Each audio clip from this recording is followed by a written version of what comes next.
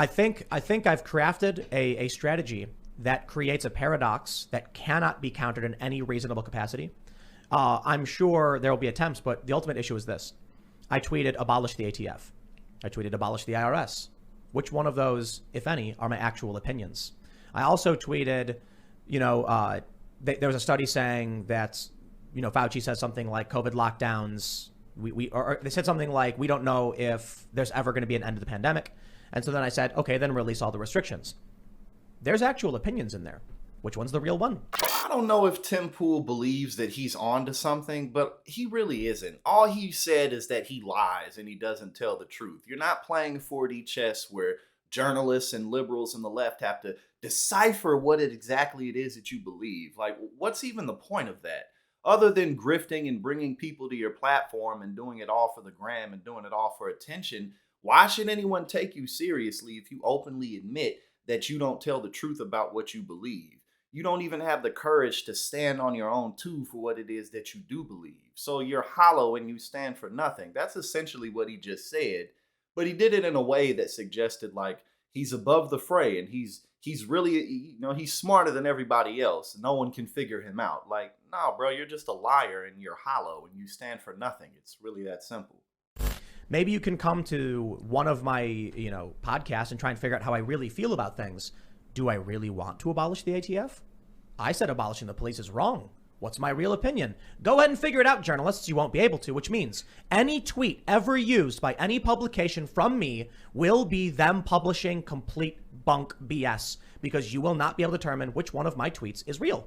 Whether it's Tim Pool or anybody else who's similar, a lot of these political commentators, they're just putting on a show.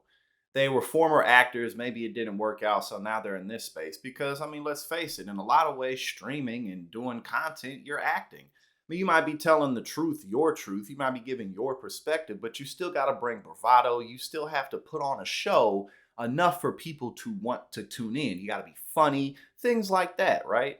So, keep in mind, a lot of these people that you're watching are acting in general. But for him to come out and openly say this really just completely discredits him fully, in and out. And it just goes on to how most people, a lot of huge influencers on social media, fitness influencers who are on steroids or who have had 1 million surgeries to look the way they look, but they'll turn around and sell you an $800 workout plan so that you can look just like them. Tim Pool fits into the same boat if that's how he goes about things. Like, weird obsession with those women. It's a minstrel show. It's a clown show. Yeah. What I see Dylan Mulvaney is doing to trans people and women what minstrel shows were for black people. That's contempt for women. If you asked a man to act like a woman and he acts like that shows contempt. What is that? Oh, okay. So like a white guy putting black makeup on and then running around eating watermelon and fried chicken is what Dylan Mulvaney is doing to trans people and women.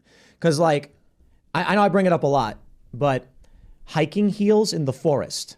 Or, like the 28, 30-year-old business gurus on social media, who they're 31 and somehow they're experts in the tax system. Somehow they're experts with finance. And it's like, no, y'all are just social media thoughts because you post on every social media platform every single day. That's what you do. That's how you make your money. You make your money via YouTube, TikTok, all these other social media platforms. But then you sell yourself as this business genius and people should buy your courses and people should listen to the advice you give. But the advice that these people give is nothing. They're like, if you want to make 6 figures, then get into sales. Like, oh, okay, that's really helpful because sales is quite simple. Anyone who's ever worked in sales knows how much work it really is. But again, if this is the case, then Tim Pool, he's really just a social media thought. He's a social media grifter.